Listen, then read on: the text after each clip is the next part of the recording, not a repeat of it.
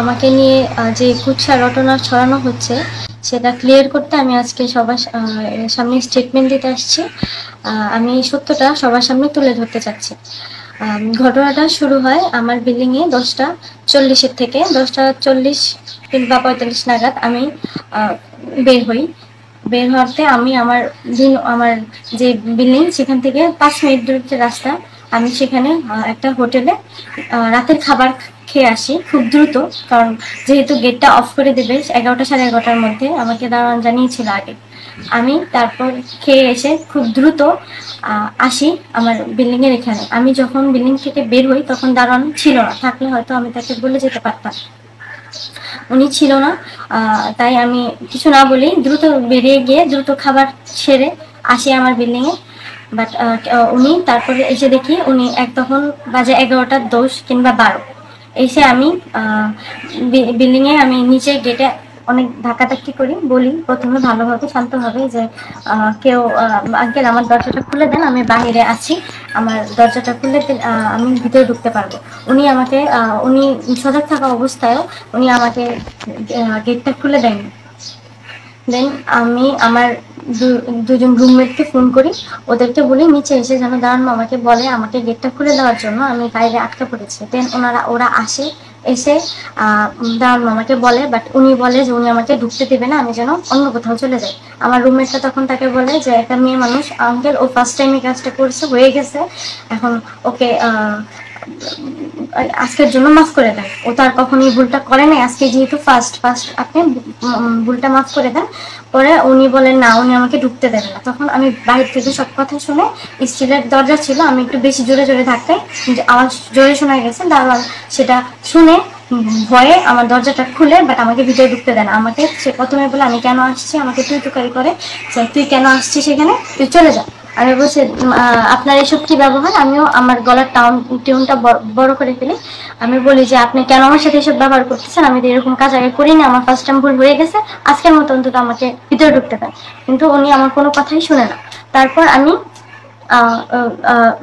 ঢুকতে চাই, আমি হাফ আমার বডি ঢোকার মানে গেটে ঢুকতে গেছি, তখন দাঁড়ান আমাকে পিছন থেকে মানে দরজা সহ আমাকে অনেক সজোরে ধাক্কা দেয়। আমি তখন অনেক ব্যথা পাই। দেন আমার রুমমেটটা ছিল ওটা যে কেন এরকম আমার সাথে সে করতেছে। আমি তারপর নিজের শরীরে শক্তি দিয়ে গেটের ভিতরে ঢুকি। ঢোকার পরে ওনাকে আমি বলছি আপনি কি ব্যাপারটা ফাইজলামি পাইছেন, আপনি কেন আমার সাথে এসব করতেছেন, একটা মেয়ের গায়ে এত রাতে কেন আপনি হাত দিতেছেন। তারপরে উনি রাগারাগি করে যে কেন আমি বাইরে ছিলাম। আমি বলছি যে আমি বাইরে ছিলাম, আমার তো কখনো হয় নাই, ফার্স্ট টাইম হয়েছে, আমি খাইতে গেছি। কিন্তু উনি আমার কোনো কথাই বুঝতে চায় না। আমি আমার গলার টিউনটা একটু বড় করে ফেলি, ওনার সাথে আমার অনেক জোরে কথা কাটাকাটি হয়। তো এক পর্যায়ে উনি আমার গলার টিউন বেড়ে যাওয়ার কারণে উনি আমার গালে সজোরে চাপার নিচে একটা থাপ্পড় মারে। তখন আমি অনেকটা স্তব্ধ হয়ে যায়, মানে আমি বুঝতে পারি না আমার সাথে কি হয়েছে। তারপরে উনি সাথে সাথে আমার বুকে কয়েকটা কিল মারে।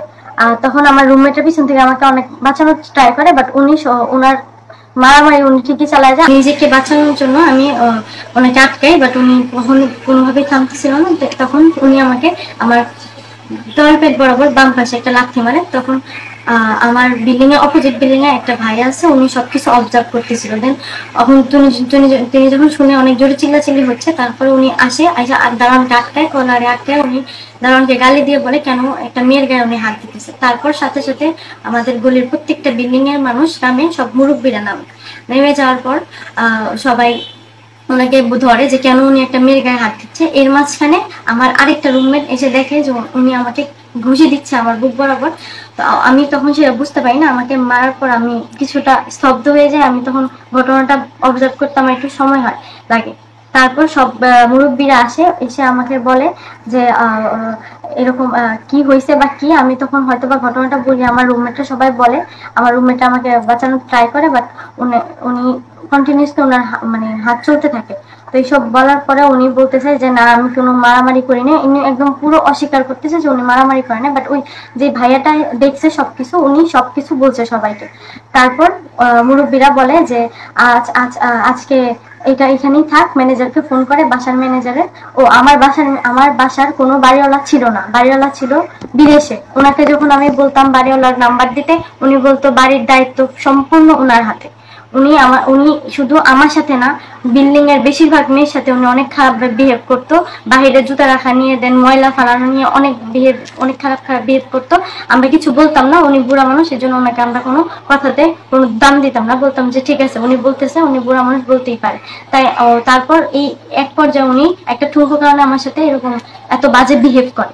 এখানে বাজে বিহেভ উনি যদি পারতো আমার দরজাটা খুলে দিতে, তাহলে আজকে এত বড় কাহিনীটা হতো না। বাট উনি হঠাৎ করে মাথা রেগে যায়, দেন উনি আমার গায়ে হাত তোলা শুরু করে।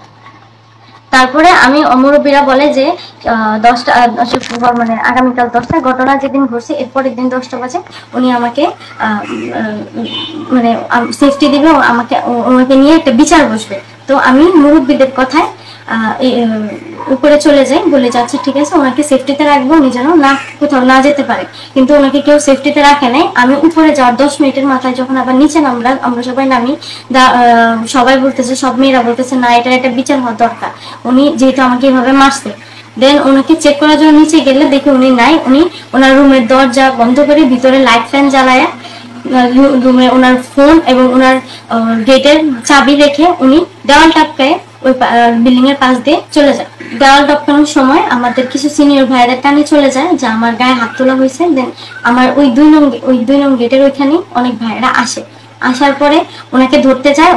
ওনারা নিজস্ব চোখে দেখে যে ওনারা দারোয়ান পালায় যেতেছে। দেন ওনাকে ধরতে গেলে উনি দস্তাদস্তি করে ওখান থেকে পালায় যায়। তারপর সিনিয়র ভাইয়েরা আসে, আমাকে সবকিছু জিজ্ঞাসা করে, যা সব কাহিনী জানতে চায়। দেন যে কাহিনী জেনে আমাকে ভিতরে সেফটিতে রেখে ও দারোয়ানকে প্রক্টর অফিসে নেওয়ার যাওয়ার জন্য সিনিয়র ভাইয়েরা ওনাকে পিছু ধাওয়া করে। বাট উনি ততক্ষণে স্থানীয়দের সাথে মিশে অনেক বাজে কুচ্ছারটায় যে শিক্ষার্থীরা তাকে মারতে আসতেছে বা কিছু একটা করতে আসতেছে। কিন্তু ভাইয়ারা গেছিল ওনাকে ধরতে প্রক্টর অফিসে ধরে নেওয়ার জন্য। সেদিক দিয়ে প্রক্টর অফিসে ফোন দেওয়া হয়েছে, সব দিক দিয়ে ফোন দেওয়া হয়েছে, কেউ ফোন ধরেনি, কেউ ফোন তোলেওনি। এই জন্য ভাইরা নিজেরা ওই ইয়াকে ধরে নিয়ে, দারোয়ানকে ধরে নিয়ে চাচ্ছিল প্রক্টর অফিসে সরাসরি নিয়ে যেতে। আমি আপনাদের সামনে পুরো সত্য ঘটনাটা তুলে ধরলাম। আমি চাই আমি সহ সবার একটা নিরাপত্তা চাই, আমি সহ আমার সকল ভাই বোনদের একটা নিরাপত্তা চাই এবং এই ঘটনাটার সুষ্ঠু একটা বিচার চাই।